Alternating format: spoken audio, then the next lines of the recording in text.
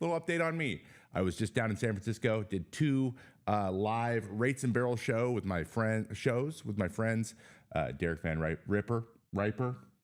Derek Van Riper. I always want to say Ripper because I feel like that's tougher. And Enos Harris. And we talked a lot about baseball and doing predictions. We did that for like 4 hours. It was like 2 2-hour episodes. I almost missed my flight the second time. So go check that out if you haven't seen it yet. But I had a good time down there. And we're loving. We watched a lot of baseball. There's a lot of baseball on. And there were some great pitches, some great pitching matchups, some good stuff, some bad stuff. We're going to get into all of that. But first things first, boy, oh boy. Boy, oh boy. That's not the right thing. Hold on. Hold. Jesus.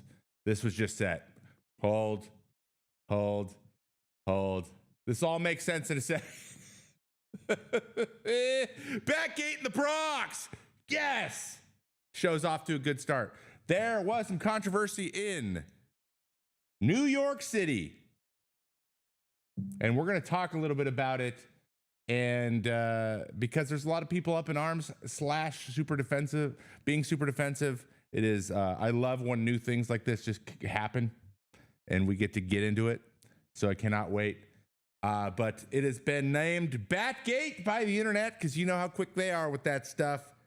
But it basically comes from this. One thing you need to know, guys, modern baseball, or at least modern hitting, what is it about? It's about hitting the ball hard. Everyone's trying to hit the ball hard, figure out how to hit the ball more consistently. And that's how we determine potential for success in the major leagues. And that's how we determine things that are going to give us more likely potential or success in the major leagues. So if your guys hit the ball hard, you have more to work with. It's like velocity, right? It's easier to teach a guy how to throw strikes than it is to teach a guy how to throw hard. Well, at least that used to be true. I actually don't know if that is true anymore.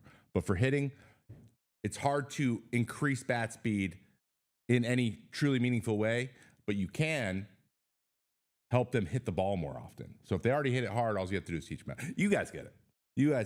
So Yankees, with the help of their analytics team, seem to have found a new way to hit the ball hard and get their guys to hit it on the part of the bat that allows them to hit it hard more often.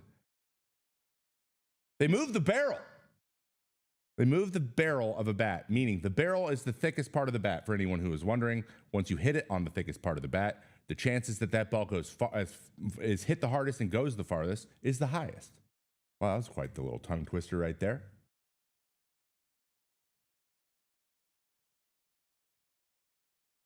This is a torpedo bat, and this is what I mean by moving the barrel.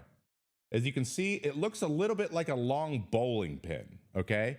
A lot of people are like, what? You're swinging a bowling pin up there? But in reality, the thickest part of the bat has just moved more closer to the label. This is the label right here, closer to the label as opposed to being towards the end. Usually the end is the thickest part of the bat for a couple reasons. One, not the very end, but closer to the end is. One, bat speed, right? And force. When the weight is the farther away from your hands, you can the force behind that heavier part is usually increased as you get it going. So momentum builds up a little farther.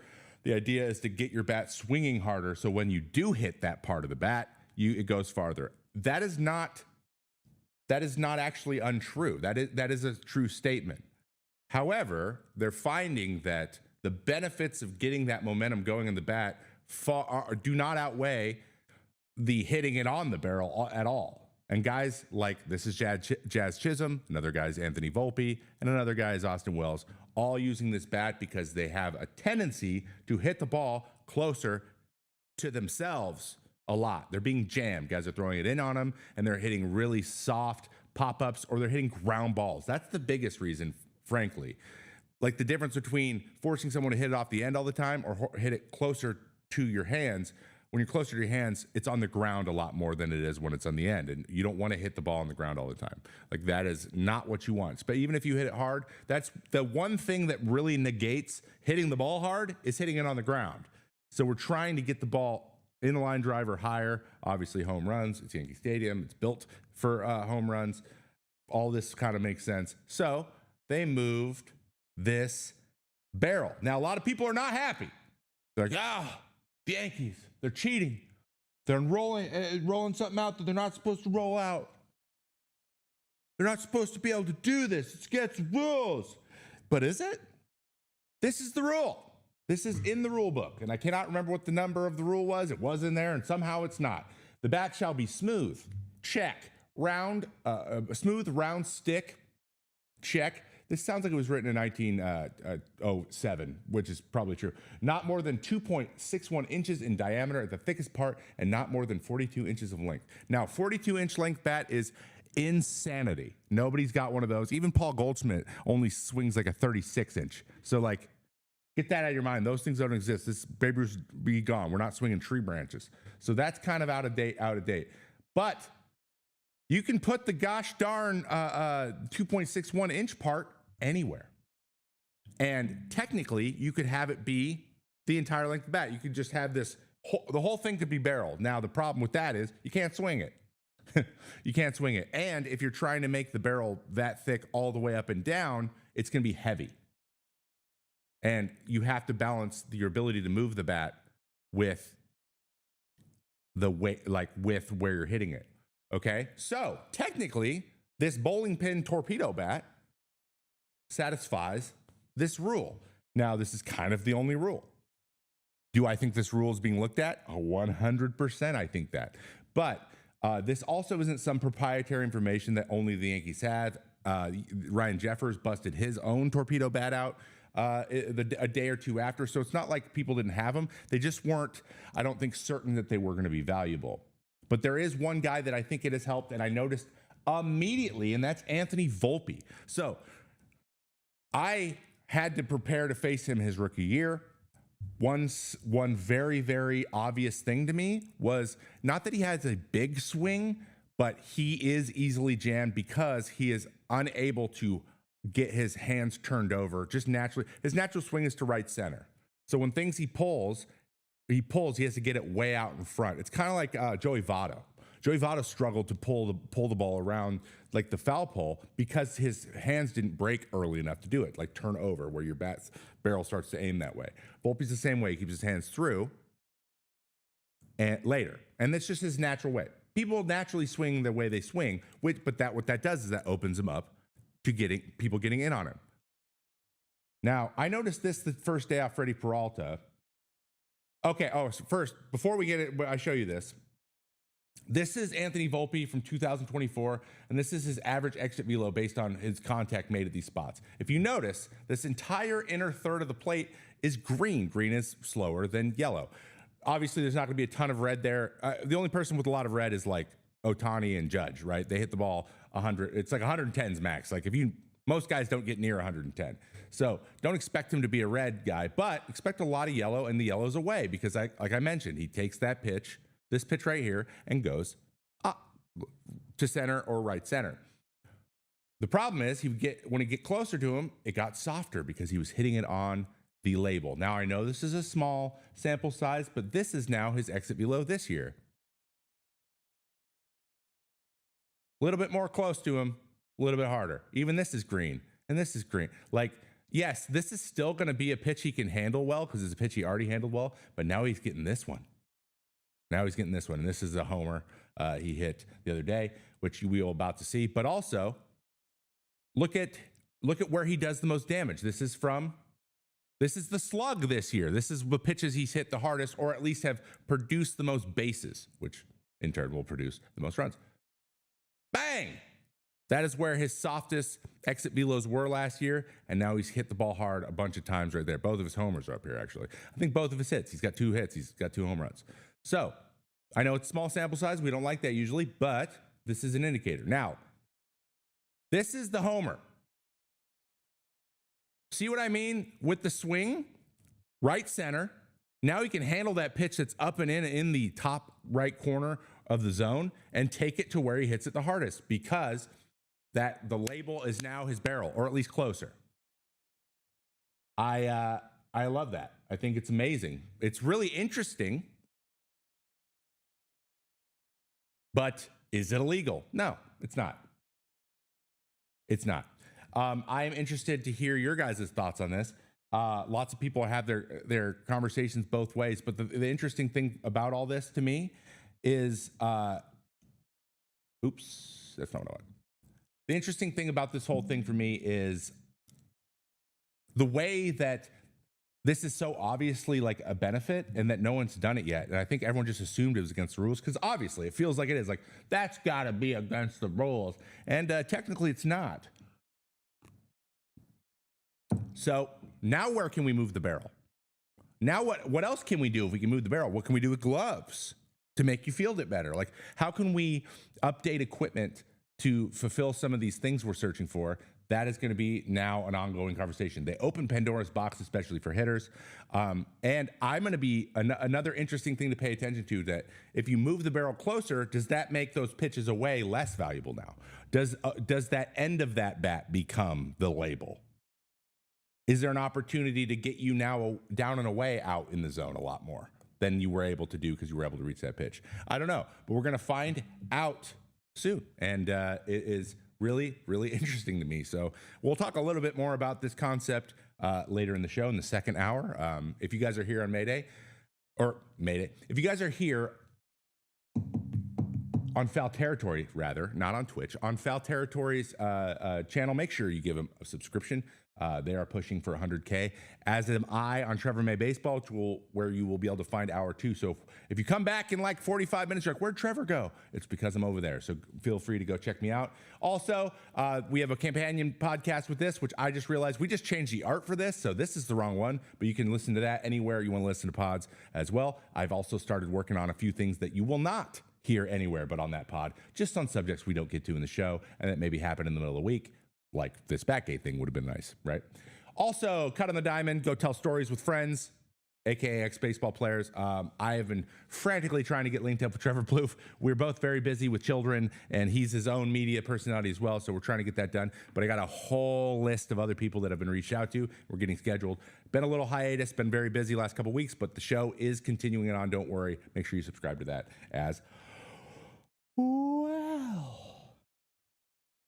Also, the stream today, guys, we have a sponsor, FanDuel Sports Network, formerly known as Bally Sports, where, you know, the RSN that held a lot or hosted a lot of local teams is now FanDuel Sports Network. You can stream live games all season long on FanDuel Sports Network. And guess what? 27 of the 30 teams no longer have local blackouts because of this deal. I think it's pretty awesome. And FanDuel has a lot to do with that.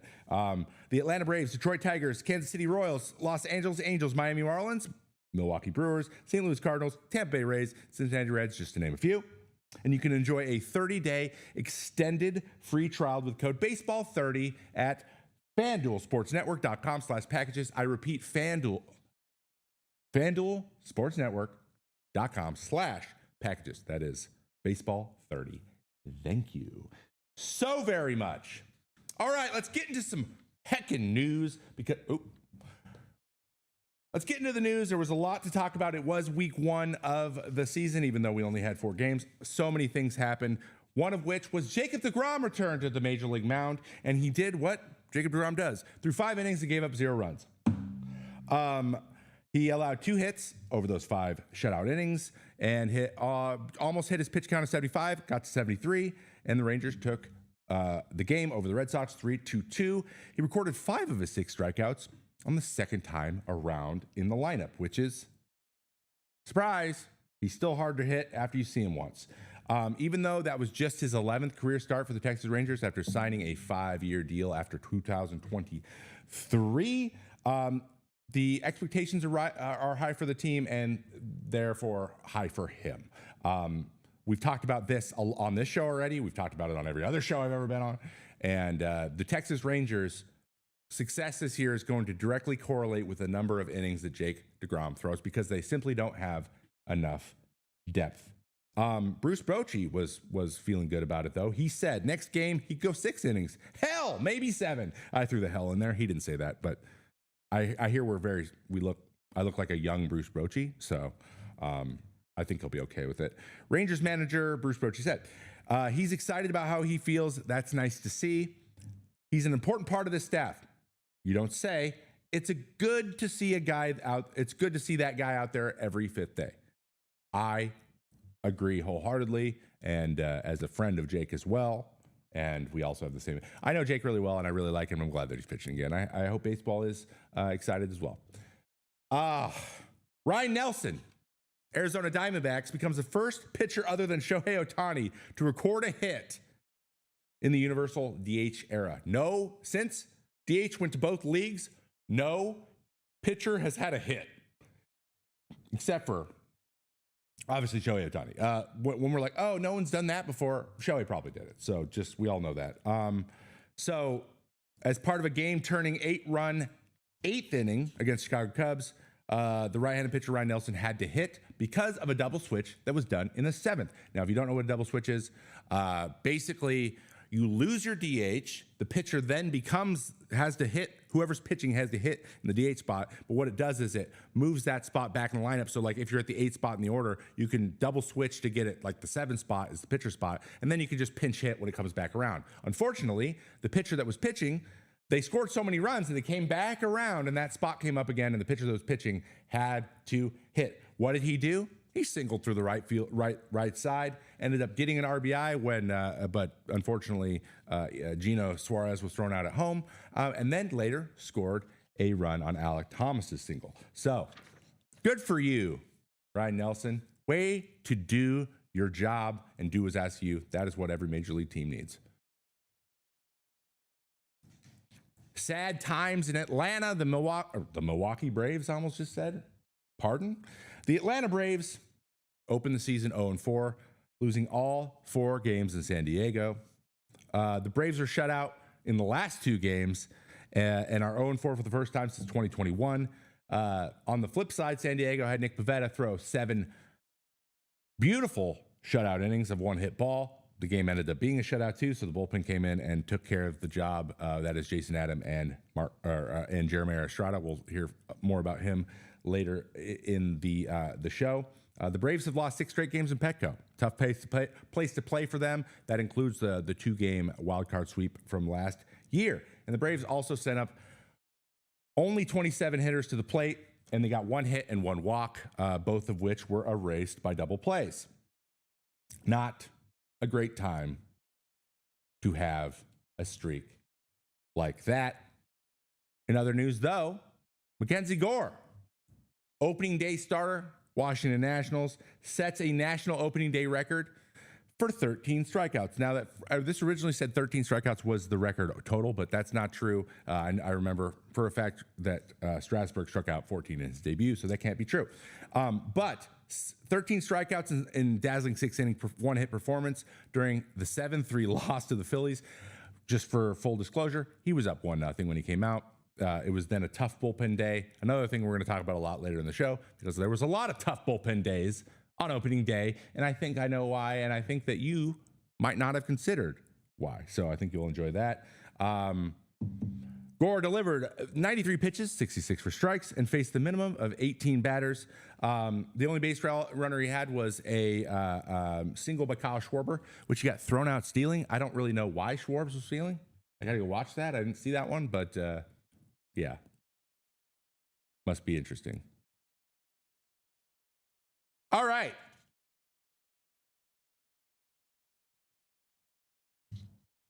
Sarah Langs. Going back to the Yankees, Sarah Langs, resident internet statistician, the knower of every stat there is in baseball history, gave us the best stats from the Yankees' 9-homer barrage in their 20-9 victory over the Brewers on Saturday. These are great, so I'm just going to read them out to you because I can't get over this. This is the first time in the franchise history that the Yankees hit 3 straight homers to start a game. Interesting. When Austin Wells added a homer 2 outs later, it became the first time in Yankees history they hit 4 home runs in the first inning of a game. So they started with 3. They gave him a little break. Be like, you know what? You guys will settle down. No, you won't. Boom, another one. So there's 4 in the first inning. Then Paul Goldschmidt began the barrage with the leadoff home run in his first career game, hitting first, which was the second game of the season. Along with Wells' leadoff homer in opening day, his first time ever. 2 guys who had never hit first in the lineup hit a home run to start the game in 2 consecutive games in Major League history. I know that's very specific, but that's a longer game goes on, the more specific we have to get to find anything interesting. Another team that's done it before, Ian Kinsler by himself with the 2011 Rangers.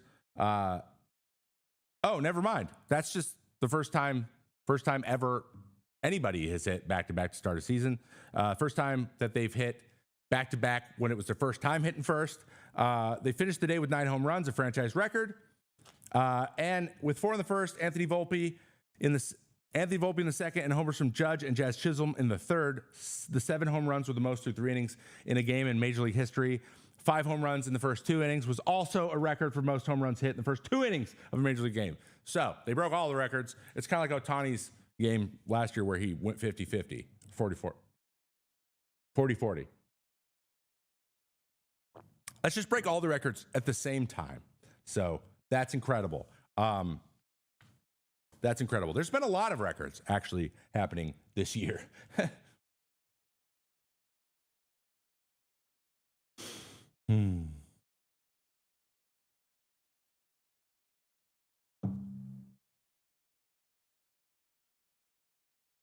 What's happening right now? Sorry, something broke. Let's try that again. Okay, something's broke. Gotcha. Anyway, back to it. I had some sad music queued up, man. That was going to be awesome. Rafael Devers, fans twice in his last game, going 0 for 4, 2 more strikeouts in Boston's 3-2 loss at Texas Rangers. Unfortunately, he ran into Jacob deGrom. Not great. Becoming the first major leaguer to strike out 12 times in the season's first 4 games.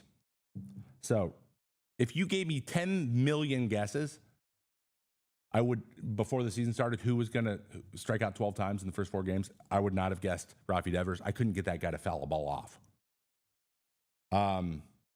The 12 strikeouts broke the previous record, 11 in 4 games, most recently done last season by friend of the program, Brent Rooker. Rook had tied the, okay, so at least that happened. But Rafi's currently 0 for 16 and still looking to get going. So sad over there. But, the guy is really talented. He's going to be just fine. But that is not how anyone will start the season. Angels. The Los Angeles Angels used a position player to pitch on opening day. Now, this should simply never happen. Like, this shouldn't be possible because every single guy who has any ability to pitch on your roster can pitch that day. Everybody. Everyone. After Yusei Kikuchi and former second-round pick Ryan Johnson, who also made his debut on opening day without pitching in the minors, combined to surrender 8 runs across 7 2/3 innings. Down 8-1, they brought in Nicky Lopez to pitch. Who are they playing? The Chicago White Sox, a team who broke the loss record last year.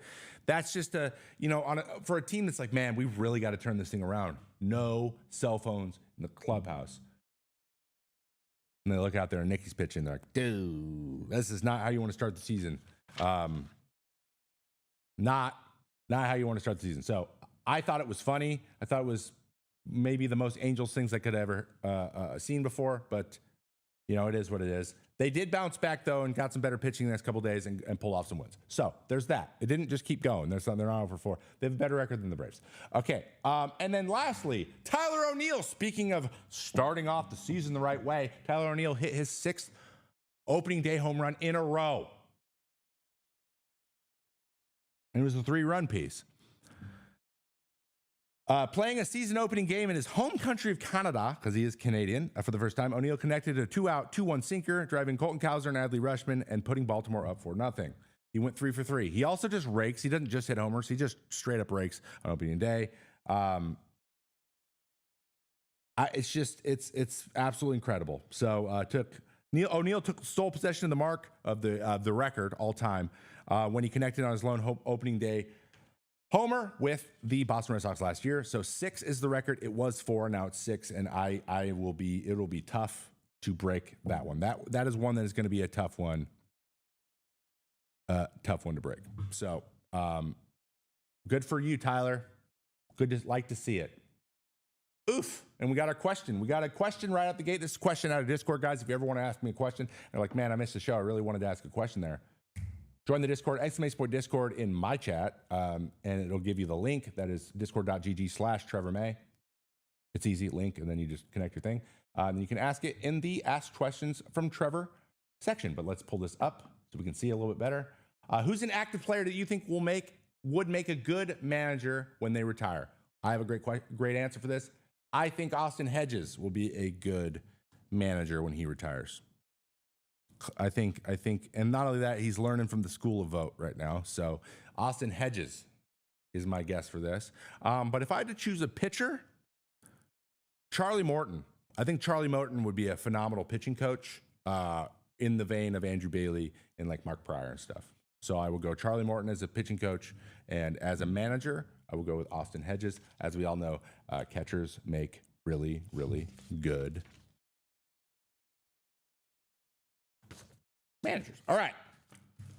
You know what time it is? It's time for our main story of the day. That's Mace. My chest is facing behind his butt when I release the ball. Boom.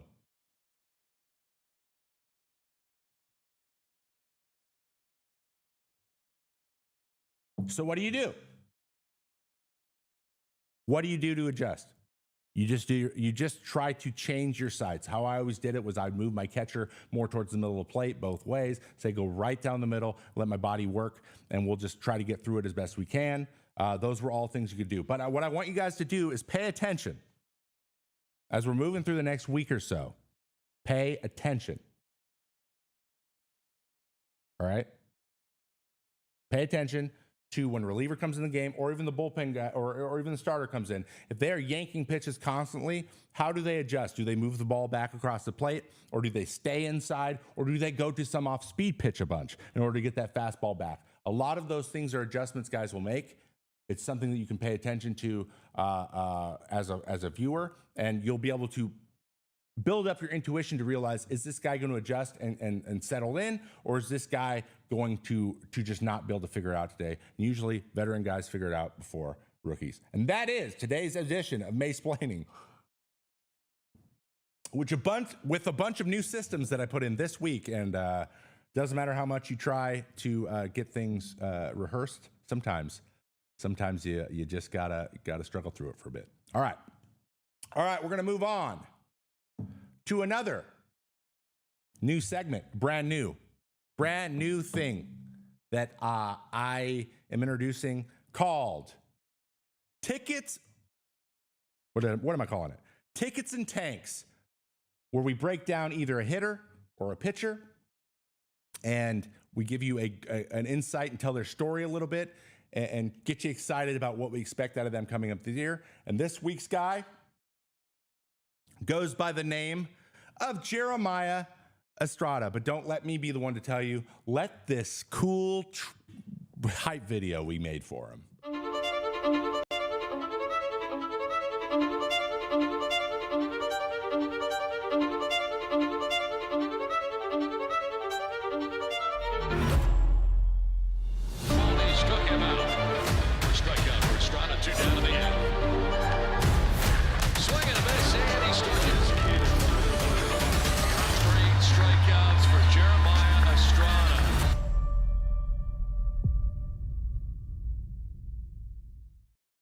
Jeremiah Estrada is absolutely filthy.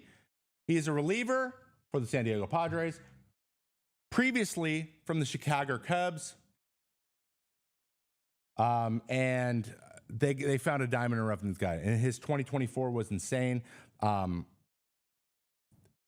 It also included a period of time where he struck out 13 straight hitters that he faced over 4 outings, beginning with 5 straight in inning 2/3. He struck out 94 batters last year in 62 innings. Pretty good, if you ask me. But different pitcher than he was with the Chicago Cubs, which he only threw 10 innings for them for a 6.75 ERA, and then was signed by the Padres in the offseason between 23 and 24, and then broke out with the Padres in 24. This is his stats in 2024, where he joined Robert Suarez, Jason Adam, Tanner Scott, Hoeing, Randy Rodriguez, Randy Vasquez. A good bullpen in which he was very good as well. That's 62 games, 2.95 ERA with a 2.07 FIP. He is a fly ball guy. We will talk about that in a moment. That's why FIP is usually higher. 42 hits allowed. That's pretty good. 96 Ks. I lied. It wasn't 94. It was 96. 96. That is 37.3% of the outs he got were strikeouts. He only walked 23. 9.1, slightly above average. It's about average. 16 holds, 1 save. He did allow 10 of the 18 inherited runners to score. Don't love that, but he did have a 103.1 reliever plus, which I do like.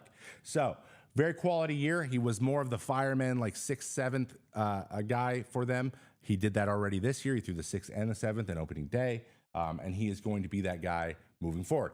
He strikes out the world. Very clearly strikes out the world, 96 Ks. 96 Ks in 61 innings. That is just impressive, but the way he does it is what makes him so good. So here's some characteristics about Jeremiah Estrada that I love. I love him because, honestly, he reminds me of myself. There's a lot of that going on in the show. Classic north to south guy. He throws 4 seams up, and he throws a slider, an average slider, and a funky splitter down. And he's good at doing them both. He's very, very similar, without throwing 102, to Felix Bautista. These guys are really, really similar, really high arm slots, really high ride guys.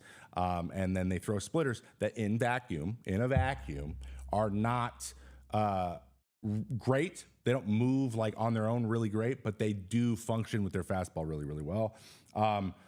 He averaged 97.2 on his 4-seam fastball, which is, top 10% of the league. And he had the highest vertical ride of anyone in the major leagues. The highest ride of anyone in the league that threw as hard as he did. The only one who had under 10 inches of drop, according to StatCast. He also had 3 30+% whiff rate pitches. That is like, for a reliever, that is elite. For a starter, that's elite. That's good. You have 3 pitches that can whiff at a 30% rate or more. That is considered ideal. That is what you want if you are a strikeout pitcher. There's some other interesting little statistics here we will get into in a moment. But let's talk a little bit about his Savant page. This is good. There's a lot of red there. Top of the league in a lot of different things. And the things he's not top of the league on, like barrel or hard hit percent and like walk and ground balls. Like, who cares, right? You're a fly ball guy. I don't care about ground balls.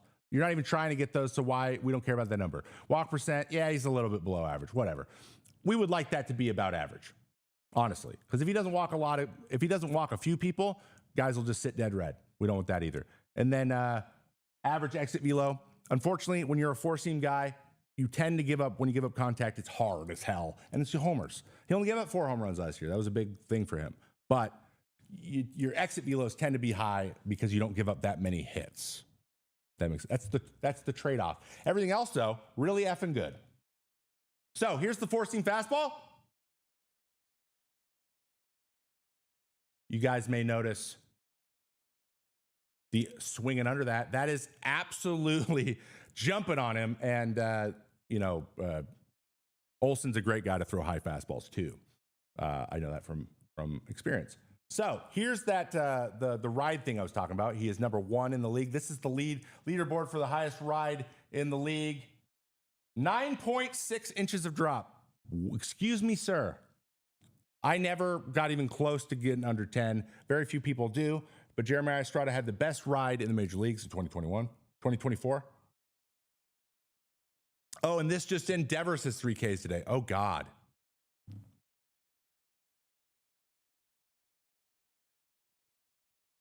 And then here is the slider, which is a little hard downward piece. It's more depth than horizontal break. He uses it more to throw over a strike. mostly. And then we have the splitter. This thing is slow. It's like someone in chat just said it. It's a fully splitted out a Vulcan change. Anyone who is wondering what a Vulcan change is, I have a ball here. It's instead of splitting with these two fingers, which is the natural forkball splitter grip, he splits them the Vulcan. I can only do it with my left hand. We come in peace, or whatever he says. From Star Trek, you guys know. And so what he does is he fully splits that and then holds it more like a changeup. So what that does is gives you splitter movement with changeup speed. So it's like it's super weird. I think Mark Leiter Jr. throws one that's similar. It runs a lot more than it dives, which is weird. So he's got a weird two-plane splitter, but he throws so hard and has such good ride that anything that isn't that pitch can be made effective by it. Like when I mentioned, all three pitches were valuable. He had a positive run value for all three pitches and a high whiff rate, plus 50 or plus 30 on all of them as well. This is sustainability. So he had a great year last year. It was his first good year in the major leagues.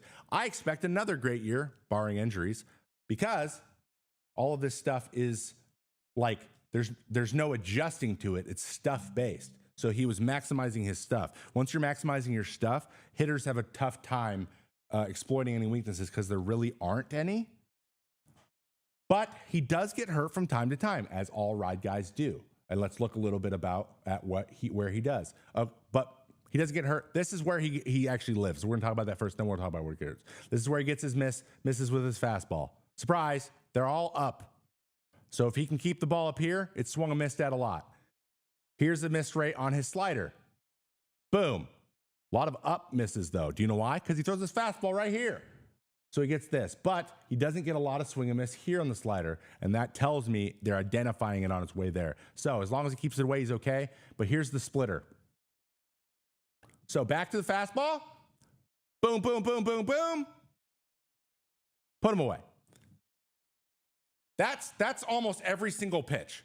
Like, there's only been a couple hit. There's no contact there at all. That's crazy. You're crazy, Jeremiah. So this is overall. This is all pitches and where he's been hurt. So you noticed what I just showed you. He's trying to throw his slider here. He's trying to throw his fastball here. And he's trying to throw his splitter here. Do you know what these pitches are? Fastballs. So basically, what this tells me, these combination of these four heat maps that I just showed you, if he just throws the pitch to the general spot that he wants it, he will not be hit. There's no contact here at all. None. Zero. No contact at all. No one's hit it. So he can throw fastballs up there all the time. And if they start to foul it off, he just throws splitters. Rinse and repeat. It's just about picking those spots, knowing where they are, and using the slider to get people off of it and get them ready to punch out. Jeremiah Estrada is impressive.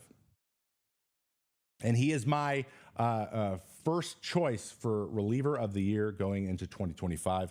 I think he's going to be my reliever of the year. Now, he won't win that award because he's not a closer. And they have Robert Suarez, who has like the third best ride in the major leagues. So it's not like he's much better than the other guys in his bullpen. A very, very, very, very, very good bullpen. But I still have high hopes for Jeremiah Estrada in this year. And so much so that we made him a cool little reel, which, to be honest, I kind of want to watch it one more time. Jeremiah Estrada. Let's get hype a little bit for his season. Just one more.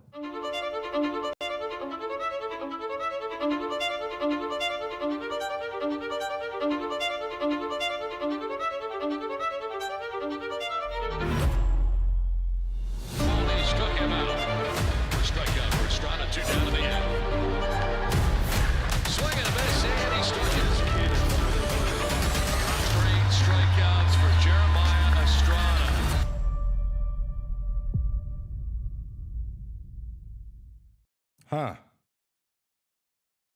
Breaking news, possibly.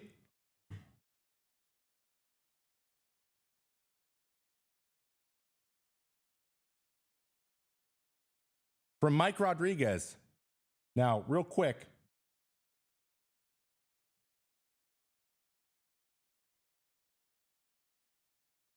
Nothing happens again.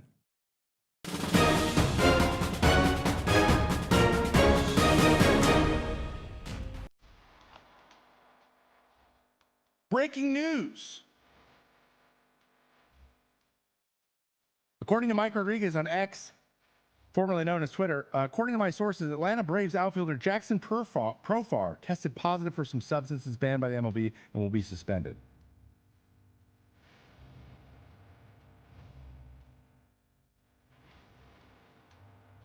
I didn't see that one coming. The Braves are now 0-4, and now they lose one of their big free agents from last year. Hate to see it. It's not what we want to see. That is not what we want to see.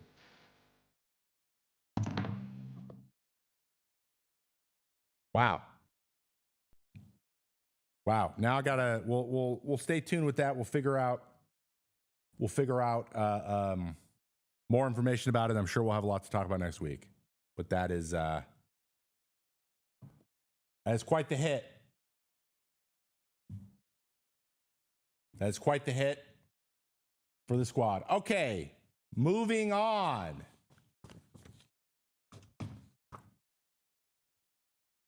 I had a little fun project I did over the weekend for going deep.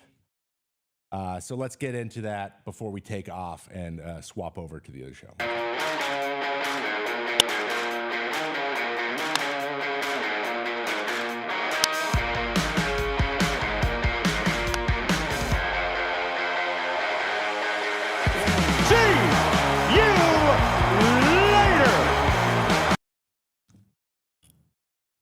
Anyone who was here last week knows that we did our prediction show, our prediction special, as we will do every single year as we go into the first week of the season.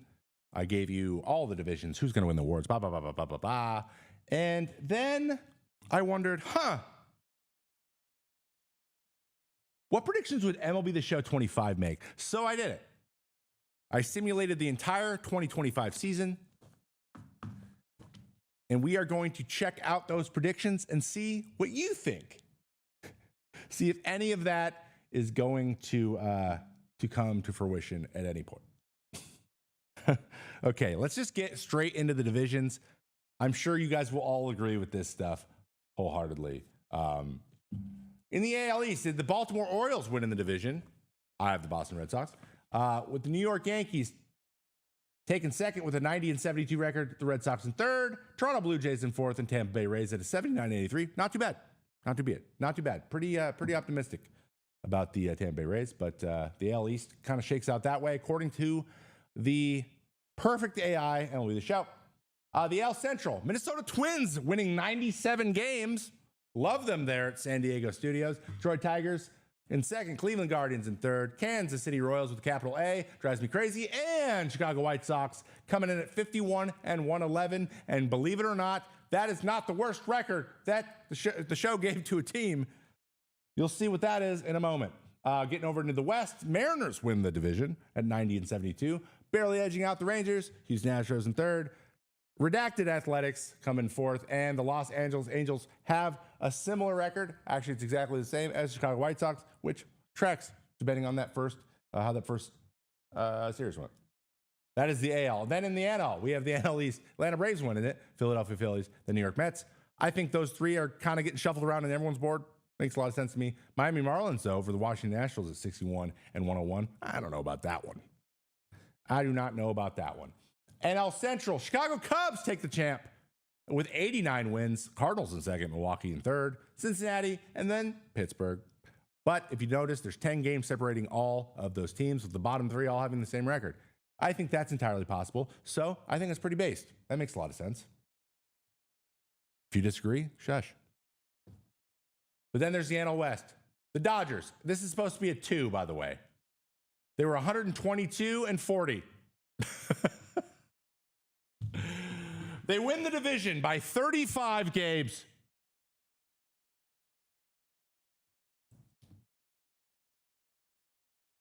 Which I think is probably true.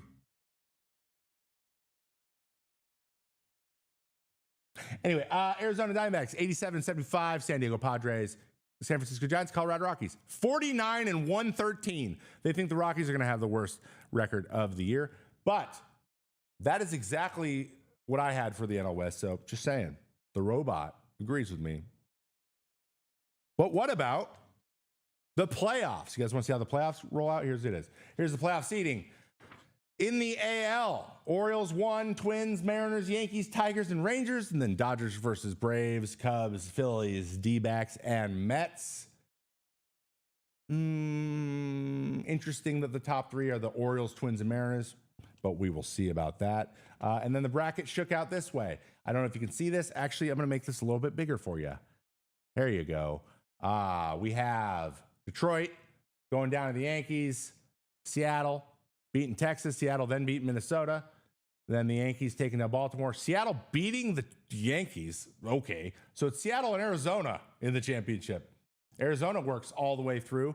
By the way, all of the seeds over there for the National League were exactly the same as the ones I had. Except for I don't have the Chicago Cubs in there. I had the Brewers instead of the Cubs. But if you put the Brewers in, it would be the same. But it has Arizona beating the Seattle Mariners in the World Series. With, I believe the MVP was Jock, even though he's not on the team. He must have got traded there at the deadline. And here's the awards for the year. Batting title, Jose Miranda with hit 309 in the AL. In the NL, Christian Yelich hit 338 to win the batting title. The Rookie of the Year, Colson Montgomery of the Chicago White Sox wins in the AL, and Roki Sasaki, is in the NL.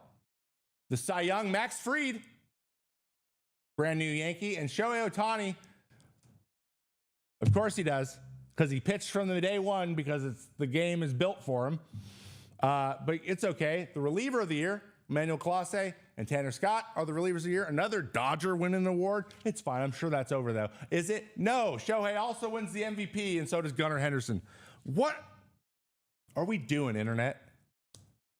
What do we think? MLB the Show, based or not based? Did they get it right or did they not get it right? I didn't even know about Colson Montgomery as an option, so at least now I know. And the Arizona Diamondbacks are your 2025 World Series champs. I have the Philadelphia Phillies, but I think we can all agree it's probably going to be a National League team. Based, nailed it, perfect, no notes. Good to see you. I don't know. I like making predictions. They're fun. I enjoy it. I think it's a good time. I love hearing all your guys' predictions. But I had one last thought before we swap over and take a little break.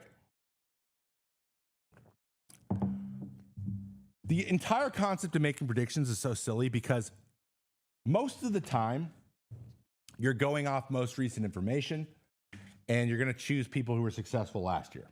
Unfortunately, that's heckin' boring as heck. That's so boring. So you tend to try to make some bold claims in there and try to smatter in some conservative picks with some kind of bold stuff. That is how you do it. I have this whole, and then I have all these, biases in my head where teams I hated growing up, I just don't want them to win. It's hard. It's hard. So, I just want you to know it's hard. Doing media is hard, and you should just be nice to people, okay?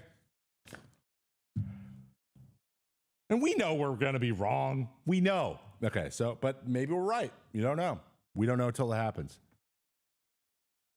But at the end of the day, none of us know anything. We're all zero-time all-stars, okay?